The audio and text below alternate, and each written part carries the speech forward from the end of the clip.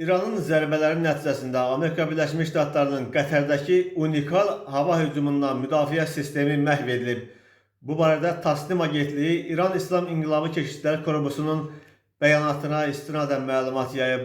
Qeyd olunub ki, Amerika Birləşmiş Ştatlarının Qətərdə yerləşən ballistik raketlərin izlənməsi üçün unikal avadanlıqla təchiz edilmiş 5000 kilometr mənzilli FP-132 radar sistemi tamamilə məhv edilib.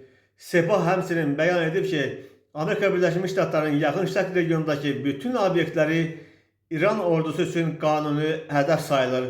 Bəyanatda İranın hərbi əməliyyatının hədəflər tamamilə məhv edilənə qədər davam edəcəyi bildirilir. İsrailin və Amerika Birləşmiş Ştatlarının yaxın şərqdəki bütün hərbi hədəfləri İran raketlərinin güclü zərbələri ilə vurulub. Amerika Birləşmiş Ştatlarının regiondakı bütün obyektləri İran ordusu üçün qanuni hədəf sayılır deyə bəyanatda vurğulanır.